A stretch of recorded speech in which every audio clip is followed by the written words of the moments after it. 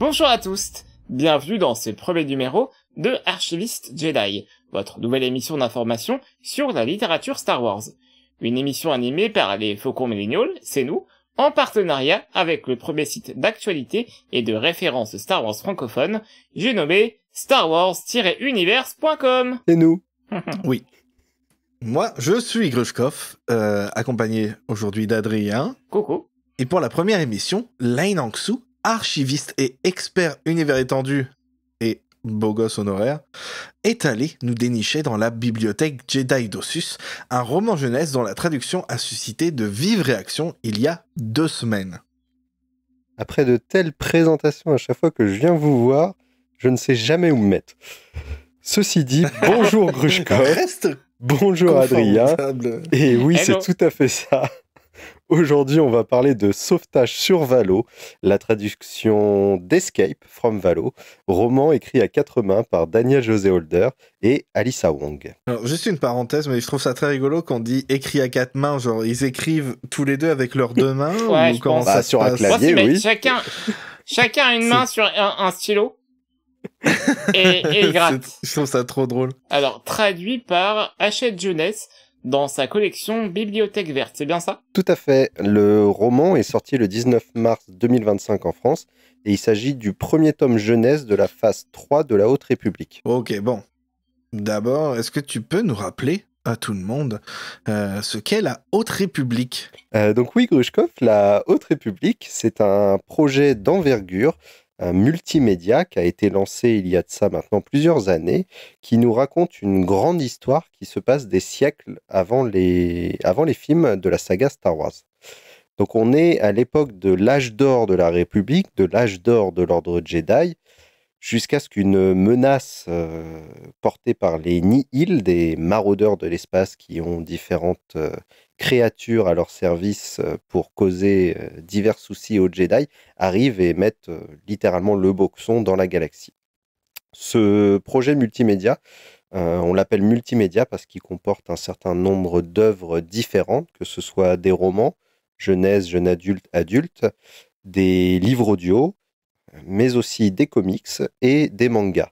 Donc c'est le premier projet vraiment d'une telle ampleur pour Star Wars, qui mélange autant de médias différents. Et aujourd'hui, ce qui nous intéresse, c'est un des romans jeunesse de la 3e phase de cette Haute République, puisqu'elle a été divisée en 3 phases de parution. Alors, tu nous as dit, Lane, que la traduction de Escape from Valo a fait couler beaucoup d'encre. Mais ce n'est pas la première fois qu'on parle des traductions de la Bibliothèque Verte, non? Tout à fait. La Bibliothèque Verte, donc qui se charge des romans jeunesse Star Wars, a une histoire tourmentée en ce qui concerne la saga depuis le rachat par Disney. Ils ont par le passé été habitués aux traductions tronquées et au changement de temps de narration. Ce livre se veut pour des enfants, 10-12 ans si on en croit ce qui est écrit sur la 4e de couverture.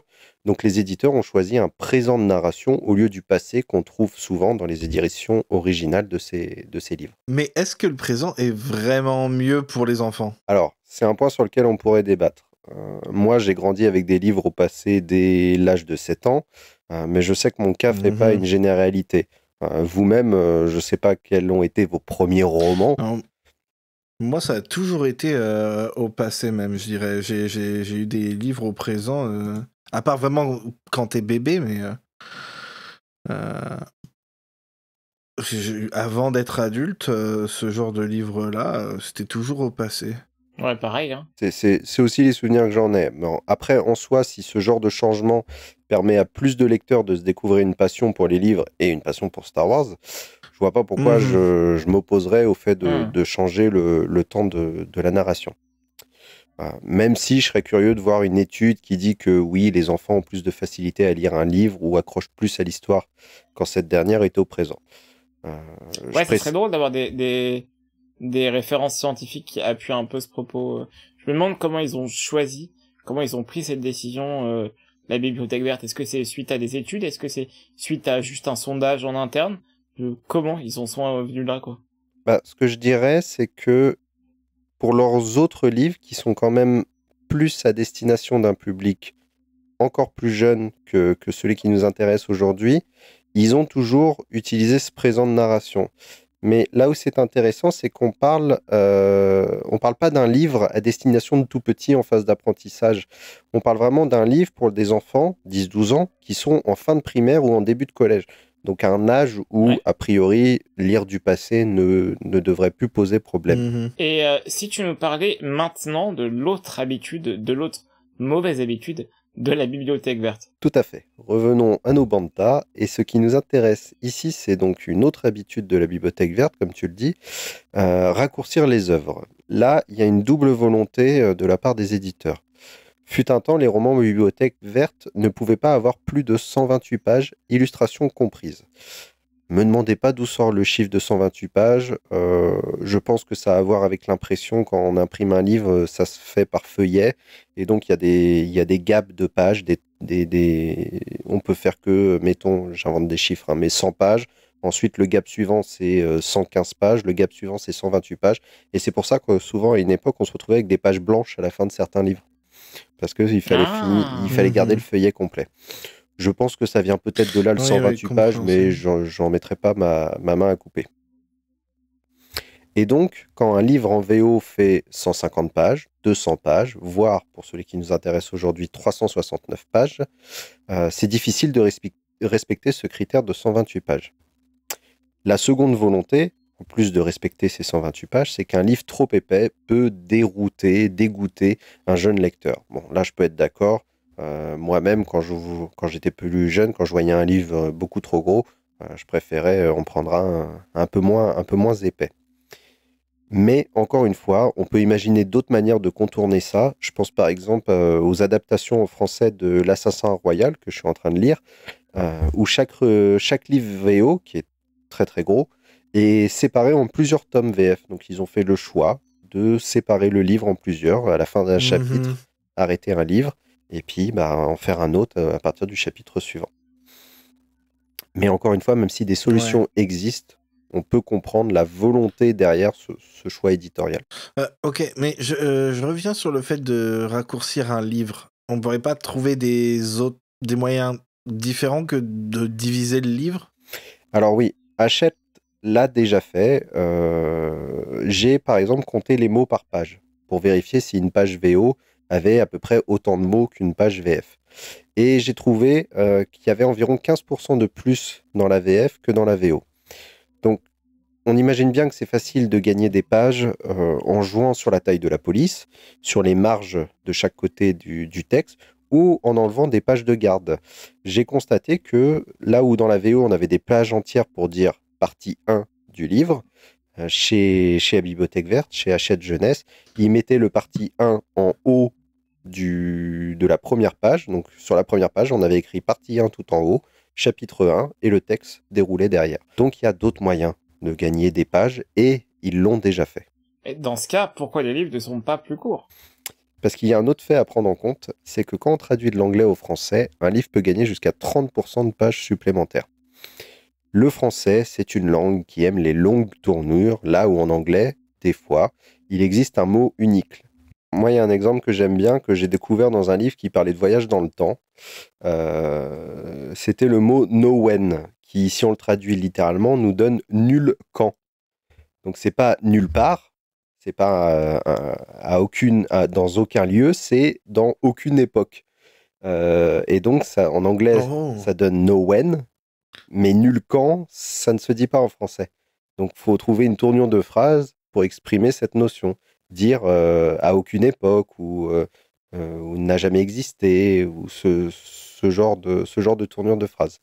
Donc, c'est un exemple que j'aime bien utiliser pour montrer un mot en anglais qui n'a pas d'équivalent en français. Et du coup, quand est-ce que tout ça a commencé? Nous, lecteurs de Star Wars, bien que ça ait eu lieu déjà un peu avant le rachat par Disney, on l'a découvert avec la traduction de Adventure in Wild Space, où dès la traduction ça n'allait pas puisque ça a été traduit, la série de livres a été traduit Aventure dans un monde rebelle. Ah oui, donc rien à voir. Et alors du coup, ça parle de quoi, Adventures in Wild Space? Donc c'était une série de romans très très jeunesse, donc là pour le coup le 10-12 ans, on n'est pas vraiment dans cette tranche d'âge. Je dirais qu'on était pour un public de lecteurs un peu plus jeune, où on suit un frère et une sœur qui, suite au kidnapping de leurs parents par des méchants impériaux, se retrouvent à sillonner l'espace sauvage, le Wild Space, contrairement à ce que dit le titre en français, pour essayer de sauver leurs parents, et ils vont vivre tout un tas d'aventures sur des mondes étranges. Donc, appeler cette série Aventure dans un monde rebelle, alors qu'ils vont aller dans plein de mondes différents et que c'est pas des mondes rebelles, c'est des mondes de l'espace sauvage, ça commençait un peu mal. En fait, Ça veut rien. quand tu le décris, j'ai l'impression de voir le postulat de base de Caravan of Courage. J'ai envie de lire ça. J'allais dire, ça me fait penser à ça exactement, Adrien. C'est l'idée, ouais. J'ai envie de lire ça. Et du coup, c'est sorti quand en France? Ça a commencé en 2019 et ça a pris fin D'accord, ok. 2 ans après, quelque chose comme ça. Ok, d'accord. Ah ouais. Bon, du coup, même dans le titre, la traduction commence mal. C'est pas bien. Ouais, non, Merci, Gauchko. tout à fait. Donc déjà, ils ont changé le temps de narration, ils ont mis un présent au lieu du passé. Ils ont tronqué les textes de très nombreuses pages. Et la traduction était aussi truffée d'erreurs en ce qui concerne les termes propres à Star Wars. On le voit avec le titre où Wild Space, espace sauvage, qui est le titre admis dans les traductions françaises de cette région de la galaxie, est appelé Monde rebelle. Donc, pour vraiment que vous vous rendiez compte de l'ampleur des dégâts qu'a subi cette série, Ah ouais. je vous renvoie vers l'excellent article du wiki Star Wars français qui ont fait une très longue liste de tous les erreurs, les manquements de traduction sur le tome 2 de cette série. Et vous verrez que voilà, il y a vraiment beaucoup de choses qui ont été faites par la Bibliothèque Verte qui font que le livre n'a plus grand-chose à voir avec l'original. Bon, et alors, depuis la fin de ces aventures dans un monde rebelle, est-ce que ça va mieux? Alors, quant à moi, ce que je t'ai dit avant, ça a pris fin en 2019, pardon, je me suis trompé. Et donc, ça avait commencé 2 ans avant, donc 2017.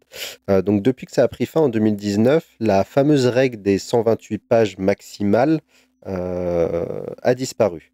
Donc, les romans jeunesse se sont mis à avoir, grosso modo, il y a toujours ces histoires d'effets de traduction, le même nombre de pages en VF qu'en VO. Et un lexique a été mis au point pour que tous les traducteurs qui traduisent des livres Star Wars puissent homogénéiser leur traduction et éviter d'avoir des erreurs de traduction comme le Wild Space qui est devenu espace sauvage. Maintenant, n'importe quel traducteur qui veut traduire Wild Space, il va regarder le lexique, il regarde dedans à Wild Space et il voit qu'il faut le traduire espace sauvage. On le doit notamment à Lucille, hein, si je me trompe pas, ce lexique. Tout à fait. Lucille qui, si je dis pas de bêtises, a commencé en tant que traductrice Star Wars pour la Bibliothèque Verte, sur la biographie D'accord, donc ok, très bien. pour la biographie de Luke Skywalker ou Dark Vador, je sais plus laquelle des deux elle a fait ou si elle a fait les deux, mais elle a commencé comme ça. D'accord. Donc c'est Gallo qu'on salue, hein, qui est déjà venu plusieurs fois nous parler chez Faucon Millennial. Yep. Bon, tu sais, on adore la Haute République ici, comme partout ailleurs, on espère. Hein. Et du coup, revenons à Sauvetage sur Valo. Ça marche. Donc, let's go. Pour ça, je te propose de jeter un petit coup d'œil sur les différences de longueur entre le texte en anglais et en français pour la Haute République. Donc, si on regarde rapidement ceux de la phase 1, on voit des différences de 2% pour le premier, 4% pour le deuxième, un petit 15% pour le troisième, qui était quand même plus gros puisqu'il faisait quand même 262 pages en VO, donc ce qui est un peu gros. Donc moins pour 15%, hein, je précise. Ouais, oui, à chaque fois, c'est une différence négative, c'est ce qui a été retiré. Donc le troisième tome de la phase 1, Mission Catastrophe, a perdu donc 15% de texte, ce qui s'explique par un livre très gros. Mais étrangement, le suivant, donc quand on passe dans la phase 2, était aussi très gros, mais lui n'a perdu que 6%. Bon. Et ensuite, on arrive sur les 2 derniers livres. Donc l'avant-dernier, La quête de la planète X, a perdu 19% de pages. Et Sauvetage sur Valo, record absolu, a perdu 28% de pages, donc presque 30% de pages. Je tiens à préciser que 30% en moins en que sur nombre le livre en anglais, quoi. C'est ça.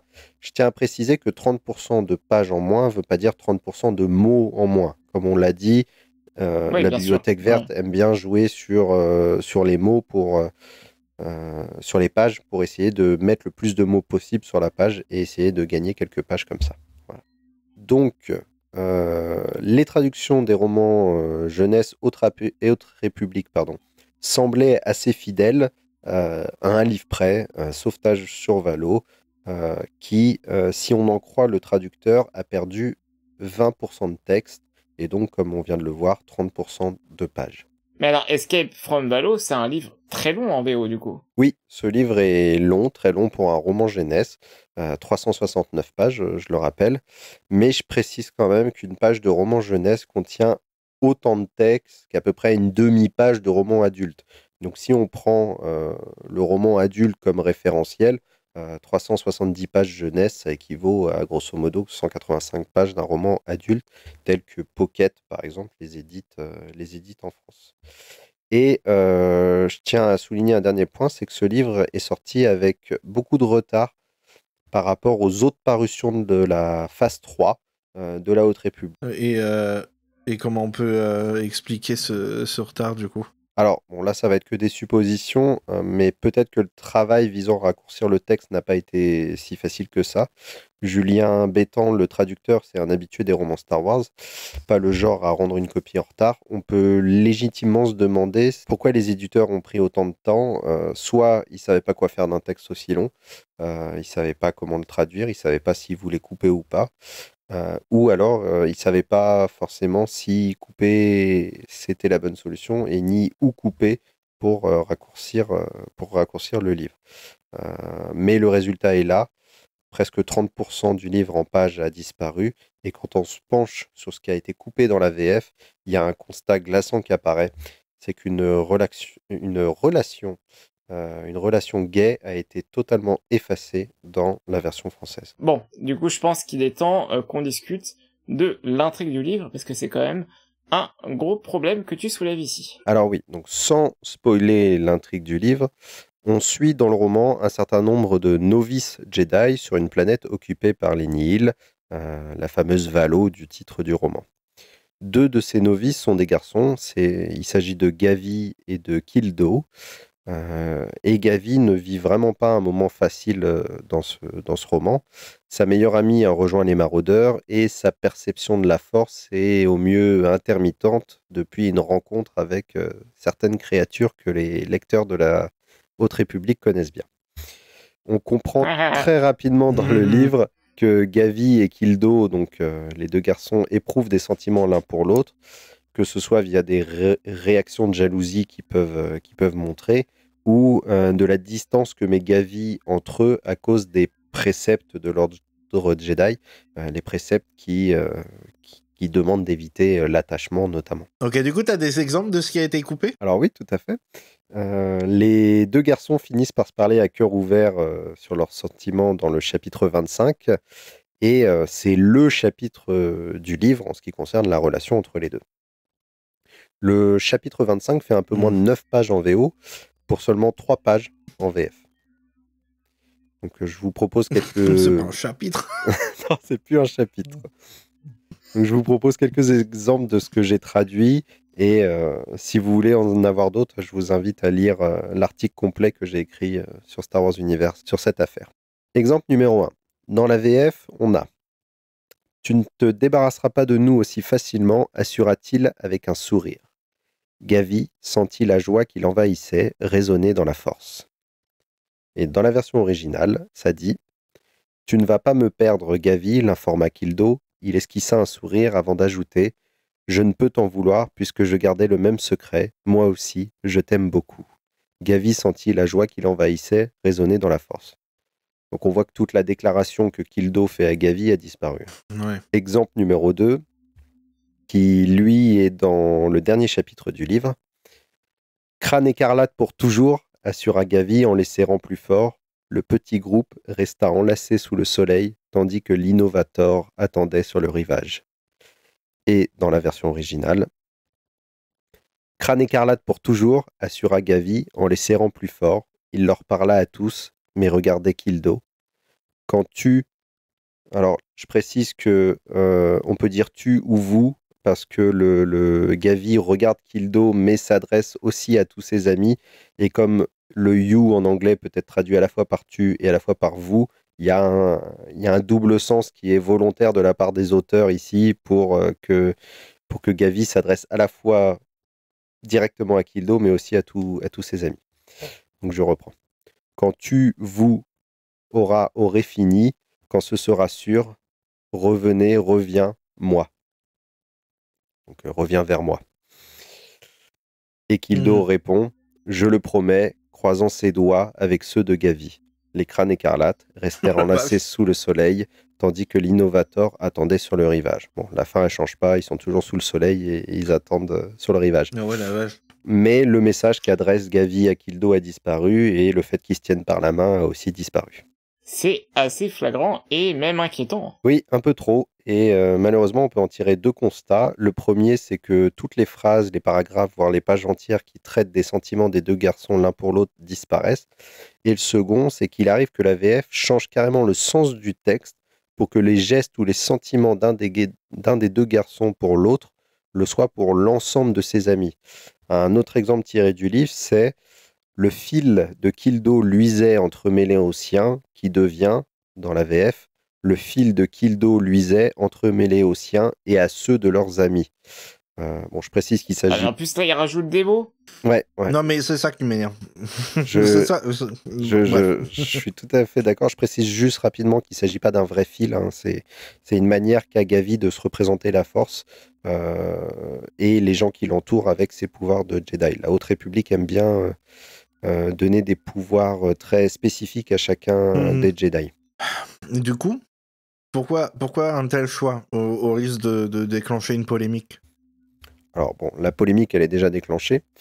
Et pourquoi un tel choix? Sans doute la solution de facilité, c'est de taper sur Hachette et son nouvel actionnaire majoritaire depuis novembre 2023, la société Vivendi.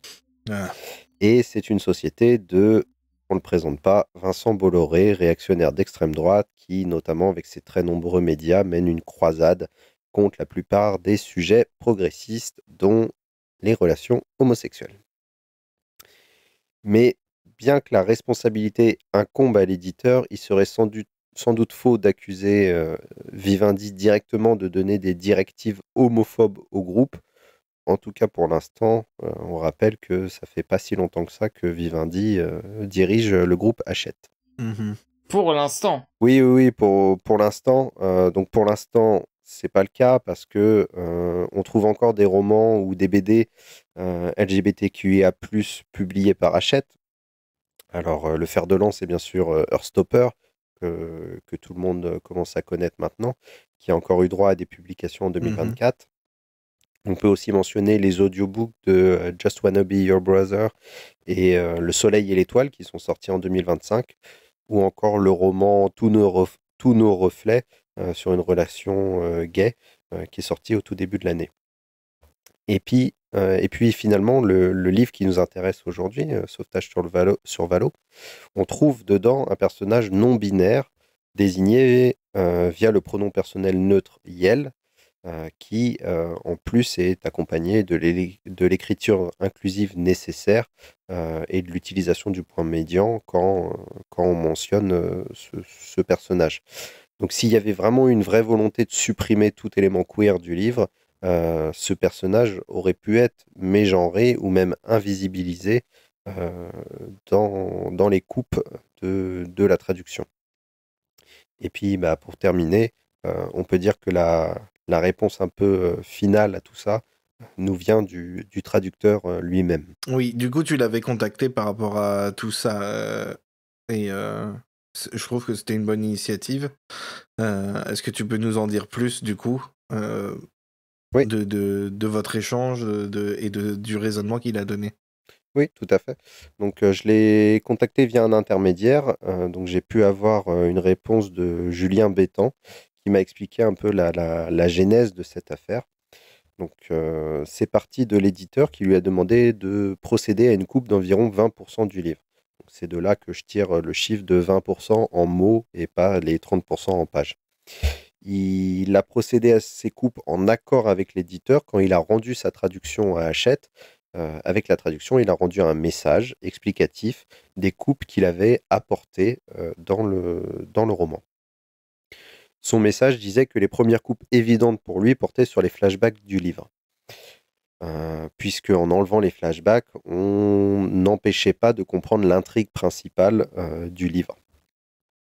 Or, c'est dans ces flashbacks qu'on voit le plus gros des origines de l'idylle entre les deux héros. Donc, c'est suite à ça qu'il a décidé de couper la relation entre les deux personnages, puisque il trouvait ça étrange d'avoir cette relation si on avait l'impression qu'elle sortait de nulle part, puisqu'il avait coupé les flashbacks. De son aveu, bien que ça le gêne de couper cette relation homosexuelle vis-à-vis des intentions des auteurs, il estime que le livre ne manque pas de représentation LGBTQIA+, avec le personnage principal non-binaire, Zyle. Alors, en soi, il a pas tort, mais on parle pas du même genre de représentation. Ouais, Je fais, ouais. je fais le choix des C'est fois. pas soit l'un soit l'autre Voilà, normalement. Ouais. je fais le choix. C'est ce qu'on. Je fais le C'est choix comme. de dire à cet instant LGBTQIA+, pour qu'on comprenne bien que chaque lettre est une représentation différente, plutôt Ouais. que le mot Mhm. valise queer que j'utilise d'habitude. C'est pour bien qu'on comprenne que c'est pas l'un ou l'autre, normalement. S'il y en a deux, on garde les deux. Absolument. Et finalement, il a conclu le message qu'il m'a transmis ainsi, et cette fois, je le cite. Euh, Oui, sur le fond, vous avez raison, mais je me suis creusé la tête et je ne voyais pas comment réintégrer cette sous-intrigue autrement qu'au détriment de la principale. Bon, finalement, c'est l'éditeur qui a été mis au courant par le traducteur des coupes et qui a décidé malgré tout de les garder telles quelles sans chercher d'autres solutions. Oui, c'est exactement ça. Et l'homophobie qui résulte de ce choix est, à mon sens, fortuite. Mais la conséquence est tout aussi grave. En invisibilisant une romance gay chez deux ados qui, d'autant plus, sont d'espèces différentes, on enlève à nos jeunes lecteurs une vision positive et bienveillante de l'homosexualité. On sait à quel point les représentations sont importantes quand on grandit avec des questionnements sur sa sexualité ou son genre. Il est donc primordial de montrer aux enfants qu'il n'y a rien de mal à éprouver ce genre d'attirance totalement naturelle. C'est d'autant plus primordial aujourd'hui quand on voit aux informations la recrudescence des actes homophobes, entre autres actes haineux qui arrivent dans le monde, et l'invisibilisation des personnages queer dans les œuvres de fiction. Bon, on se souvient du petit bisou dans Star Wars épisode 9, mais récemment, dans une série d'animation Disney Pixar, Win or Lose, sortie cette année, il y a un personnage trans qui, de base, devait faire un coming out trans dans la série, et finalement, le personnage n'est plus que... Enfin, la transidentité du personnage n'est plus que suggérée dans l'œuvre et n'est plus abordée frontalement. Et pour finir, on note la suppression des programmes de diversité et d'inclusivité dans de nombreuses entreprises américaines suite aux injonctions de Trump. Donc c'est pour toutes ces raisons que aujourd'hui la représentation de personnages de minorités de genre ou sexuelles est primordiale. Ouais, le problème, c'est qu'en plus, ça a tellement d'implications, ça envoie un message super négatif par rapport à tout. En fait, ça a tellement de ramifications que. Ouais, t'as un gros problème du message qui est envoyé à tout le monde, en fait. Oui, la responsabilité de l'éditeur est primordiale et catastrophique, encore plus dans le monde dans lequel on vit aujourd'hui. Donc même si le choix qui a été fait par Hachette n'avait pas de motivation homophobe, ce dont on peut douter, hein, mais mais partons là-dessus. Dans le monde d'aujourd'hui, il est plus que regrettable et il pourrait laisser entendre que c'était voulu.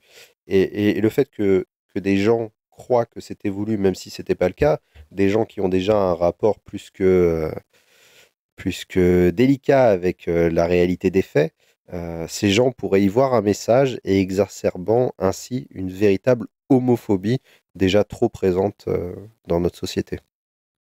Il est vraiment là le danger dans le message que ça fait passer à ces gens, qu'il ait été voulu, le message, ou pas. Mais c'est ça le truc sur lequel moi j'aimerais rebondir par rapport à tout ça, c'est que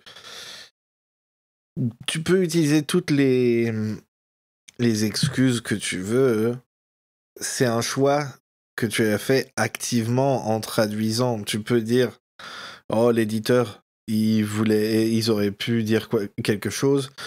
Tout ça, tout le monde a fait le choix de garder ça de côté. Et c'est pour ça que je te trouve très gentil Ouais. quand tu dis que c'est pas fait exprès parce que, enfin, tu vois ce que je veux dire? Parce que c'est fait exprès. L'homophobie, elle est là parce que je pense que, et on a tellement d'exemples de ça, c'est que si ça avait été deux personnages qui du coup avaient une relation hétéro, je suis prêt à parier que ça n'aurait pas été coupé. Malgré le fait d'avoir enlevé les flashbacks, ça serait resté parce que Ouais. c'était plus simple. On l'a vu plus tôt dans un des exemples que tu nous as montré. Il doit trouver des nouvelles tournures de phrases, modifier des passages complètement, ajouter des fois des choses alors qu'il est censé en retirer pour passer outre la relation qui est là, LGBTQ IA+. Je veux, Ouais. je veux vraiment C'est pour ça pas. que... Mon but, c'est vraiment pas d'accabler un traducteur parce il est seul. Et il est seul face à sa copie. Il a peut-être moins d'informations. Il est peut-être moins Mmh. sensibilisé sur ce genre de sujet. Il sait peut-être pas tout ce que toi, moi, nous, on sait sur ces sujets-là. Par contre, j'estime que c'est le travail d'une maison d'édition, surtout une maison Ouais. d'édition qui publie autant de Ouais. livres queer, qui doit savoir que c'est une ligne à pas franchir. Un dérapage, ça nous arrive à tous, même dans le travail. Donc, je vais pas dire que je suis prêt à lui laisser une seconde chance, parce que bon, on parle pas vraiment de chance ici. C'est pas comme si que je lui parlais ou que je suivais son travail activement à ce monsieur. Euh, mais une maison d'édition, pour moi, ils doivent être beaucoup plus vigilants sur ce genre de sujet qu'un mec seul chez lui qui traduit je sais pas combien de livres par an pour pouvoir manger, quoi. Ouais, le problème, il est là, c'est qu'en fait, C'est moi, un effort de groupe. c'est un effort de groupe, et là où lui a pu proposer sa version coupée, l'éditeur aurait dû même, alors aurait pu, mais aurait dû, vraiment, ça aurait, j'insiste sur le devoir, l'éditeur aurait dû être là pour dire, oula non, on fait pas ça. Quitte à sortir le livre en 2 tomes, hein, je sais pas. Mais le résultat, et tu l'as bien dit dans ton édito, Lane, il est catastrophique. Quand bien même, Mhm. euh, je ne pense, bah même si en soi, peut-être que le traducteur n'avait pas une mauvaise intention, et heureusement, j'ai envie de dire, parce que ça aurait été encore pire. Mais quand bien même, le résultat est là, quoi. Et c'est compliqué. Et maintenant, je veux bien rebondir, si tu le veux bien, Lane, sur un truc que t'as dit précédemment. T'as dit que Hachette éditait encore des bouquins queer, hein, tu parlais de Heartstopper. Est-ce que tu sais si c'est les mêmes équipes qui travaillent dessus? Est-ce que tu sais si, admettons, il y a une section, je sais pas, la bibliothèque verte Homophobe. imaginaire. Non, mais tu sais, peut-être qu'il y a une sous-section, un bureau qui travaille sur les livres Star Wars, tu sais. Bah, il y a pas une section, on va dire, sur les livres Star Wars. Par contre, il y a une section bibliothèque verte. Et bon, j'avoue, j'ai pas fait le travail là-dessus. Je ne sais pas si des livres bibliothèque verte queer existent. J'ai pas cherché. Ouais. D'autant plus s'ils existent depuis le rachat par Vivendi. Ça, j'avoue que j'ai pas fait la démarche. J'ai cherché Hachette au sens large. Et je sais que oui, Bien sûr, tous les autres livres que j'ai cités ne sont pas dans le même département que la bibliothèque verte. Voilà, ouais. Bah, peut-être que le problème, il est là, en fait. Là, tout ce que j'ai cité, il y a 3 départements différents. Heartstopper, c'est un département parce que c'est Hachette graphique ou je sais plus quoi. C'est, on va dire, la partie BD. Après, il y a le département Young Adult pour tout le reste que j'ai cité, là, Just Wanna Be Your Brother, Le Soleil et l'Étoile et Nos Reflets. Et il y a la bibliothèque verte. Voilà. Donc, je sais que ça, c'est voilà, c'est des sous-divisions du groupe Hachette. Bah peut-être que je sais pas, je veux pas jeter les gens qui travaillent pour la bibliothèque verte sous le bus forcément, hein, mais peut-être que ce groupe-là j'en sais rien, peut-être a reçu des directives du dessus qui allaient en rencontre des représentations LGBTIA+, quoi. Bah, en vrai, Adrien... pardon, tu voulais répondre, Lane? Non, je voulais juste dire que moi, je me mets à la place d'un... Non, pardon, j'ai pas envie de me mettre à la place d'un Vincent Bolloré, mais... non, s'il te plaît, non. J'imagine une personne assez rétrograde sur ce genre de sujet. Je verrais plus cette personne aller couper d'abord le personnage non-binaire qui vient rajouter du yel partout dans le roman, ce qui a tendance à ulcérer les parangons de la langue française.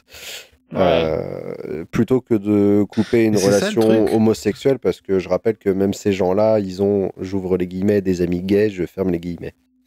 Bien sûr, ouais. Mais c'est ça le truc, c'est genre... c'est trop bizarre, ouais. De leur point de vue, le mal est fait de toute façon. Bah oui. Ouais. Mais c'est la raison principale pour laquelle je pense qu'il n'y avait pas de volonté homophobe. Le résultat est homophobe, on est d'accord, parce que ces gens se rendent pas compte de ce que ça peut faire pour des gens qui sont sensibilisés ou concernés. Le résultat est indéniablement homophobe. Mais le fait que le personnage non-binaire soit resté, pour moi, c'est la preuve ultime que la volonté n'était pas d'être homophobe. Il y a peut-être des raisonnements homophobes qui ont conduit à ça. Le fait de se dire que parce qu'on a coupé les scènes qui montraient l'idylle entre les personnages, les gens y comprendront rien et on coupe la relation, on enlève la relation gay du livre. Ça, c'est ça, le problème, ça peut être un raisonnement homophobe, mais le but c'était pas pour eux d'être homophobes. On a tous des biais, hein, des réflexions sexistes à cause de la manière dont on a éduqué. Même moi, ça m'arrive encore d'en avoir dans la tête et de me dire non mais Lane, Adrien, il déteste les femmes en plus. Et de me dire non mais Lane, arrête de penser ça. C'est juste parce que on t'a dit ça, on te l'a rabâché 1 million de fois quand tu étais petit et tu penses encore ça aujourd'hui alors que c'est sexiste. Voilà, ce genre de raisonnement, ça nous arrive encore aujourd'hui et on est peut-être un peu plus sensibilisé sur tous ces sujets-là que d'autres et on se rend compte qu'on a des raisonnements qui sont problématiques et comme on s'en rend compte, on les corrige. Mais il y a d'autres personnes qui sont moins sensibilisées que nous et qui s'en rendent pas compte. Je pense notamment... Est-ce que j'ai le droit de dire un mot aussi vulgaire ici? Je pense à je pense notamment à l'insulte enculé, qui est une insulte homophobe, mais que j'entends encore tout le monde dire aujourd'hui, parce que les gens ne se rendent pas compte du caractère homophobe de cette insulte. Voilà. Ouais. Ouais. Mais ça, justement, tout ce truc-là, ça me fait penser, du coup, ce que je voulais dire. Et Adrien, toi, tu le vis au quotidien. C'est En fait, l'invisibilisation, c'est tout aussi problématique que d'être activement en train d'être mauvais envers une communauté. Un des plus gros problèmes, par exemple, avec les personnes qui sont handicapées, c'est que la société, les 3/4 du temps, n'est absolument pas adaptée parce que c'est juste quelques personnes, on va pas s'adapter à eux. Et c'est exactement ça. Ça me rappelle des commentaires, justement. Là, c'est bien qu'on fasse un truc qui s'adresse un peu aux deux communautés, mais quelque chose que j'ai déjà vu plusieurs fois sur les forums de Star Wars Universe. C'est des gens qui vont dire oh là là, mais les LGBT, ils veulent tout le temps nous rappeler qu'ils existent et tout. Mais oui, parce que si on le fait pas, en fait, ce genre de truc, ça arrive. Ouais, c'est Si vrai. on le fait pas, on arrête On nous d'exister. efface. C'est que si on rappelle pas qu'on existe, vous, les 3/4 d'entre vous, vous êtes des mecs blancs. Personne ne va oublier que vous existez. Vous Ouais. êtes partout. Ouais. Vous êtes partout. Ouais. Ok ?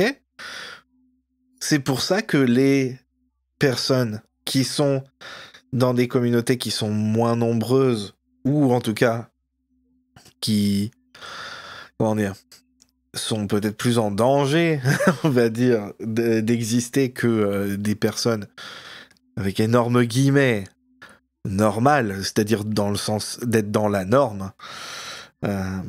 Représenté. J'ai perdu ce que je voulais dire.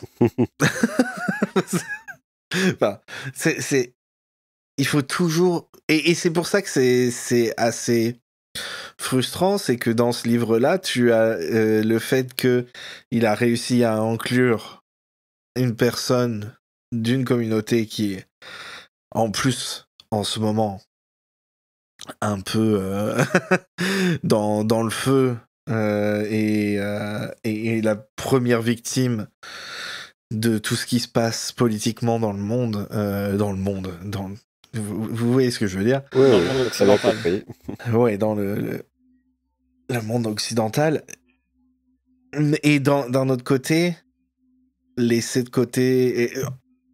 Et pour moi, la solution aussi, c'est d'arrêter de prendre les enfants pour des imbéciles.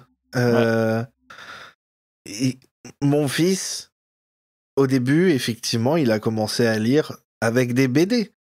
Tu vois, et après, il a commencé à lire des livres de plus en plus grands et tout, mais il n'avait pas besoin de lire des livres qui étaient coupés et dont tout avait été retiré, et ça lui a donné... Il a lu des livres de plus en plus gros, et c'est devenu une habitude, et maintenant, il lit un livre de plusieurs centaines de pages en 2 jours.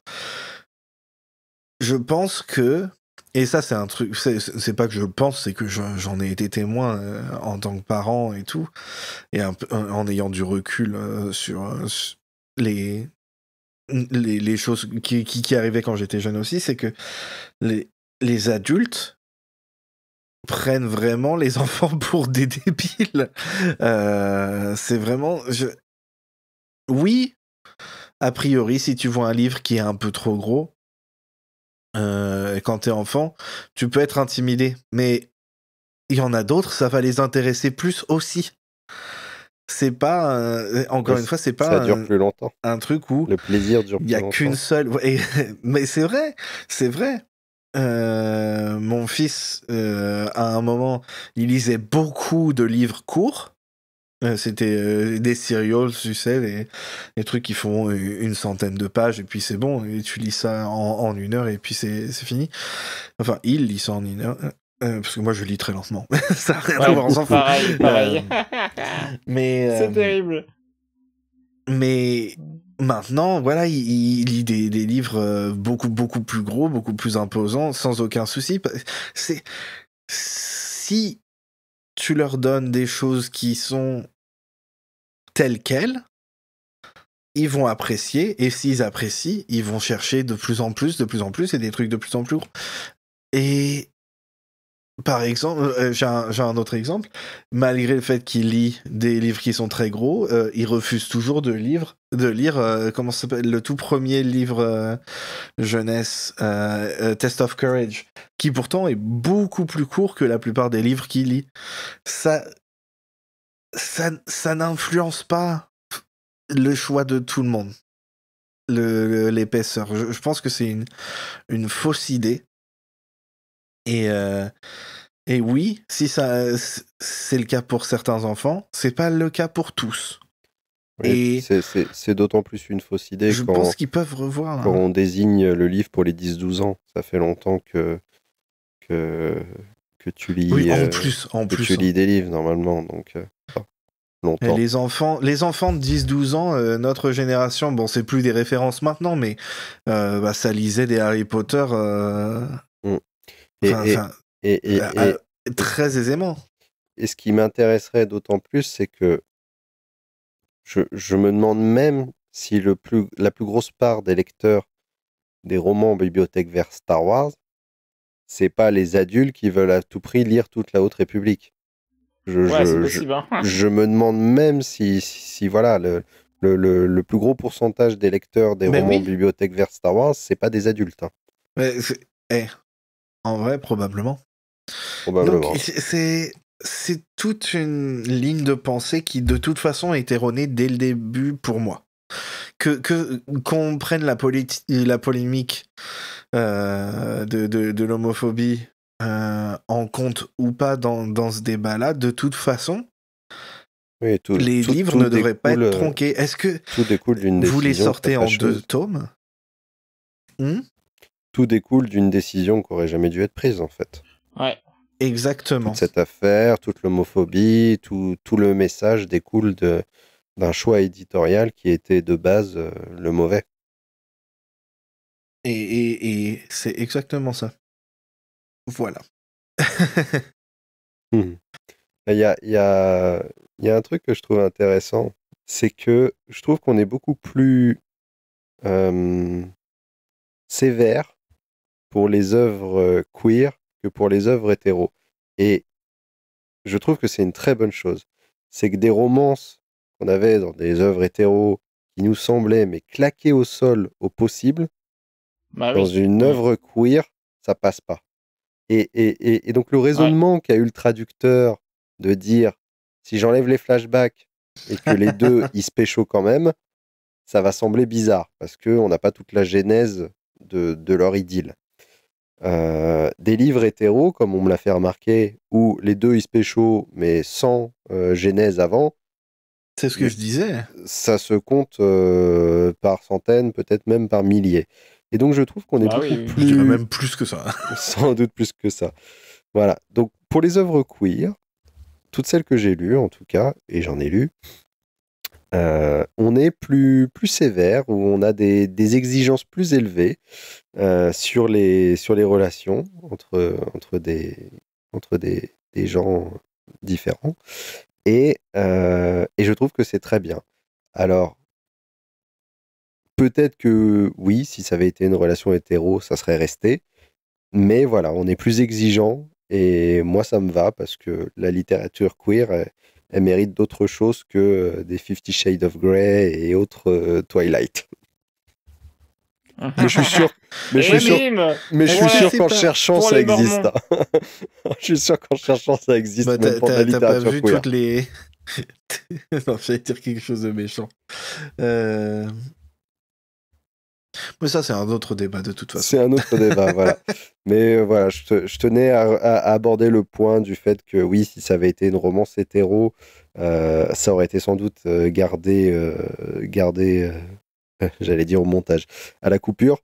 Mais voilà, la médiocrité, laissons-la aux romances hétéros et gardons-la loin des romances cool.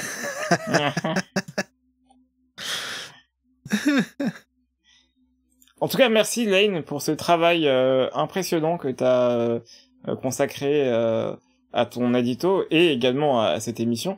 Merci d'avoir apporté ce sujet compliqué à notre attention aussi.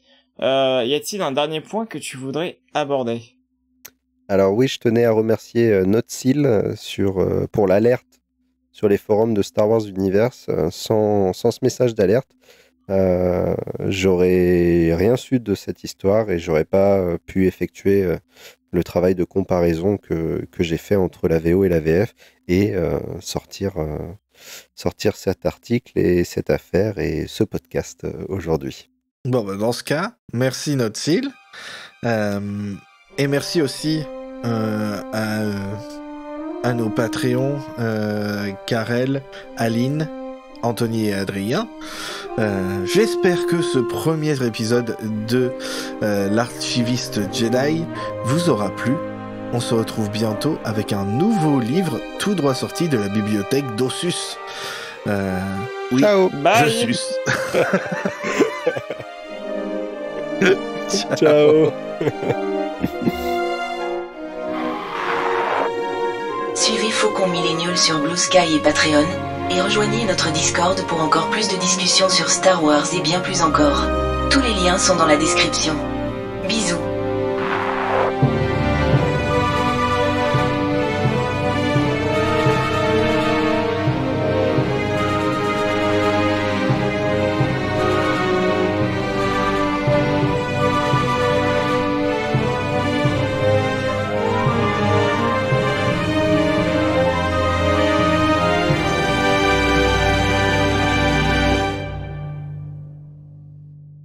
Ah, Et que la force soit avec vous. un petit gongan.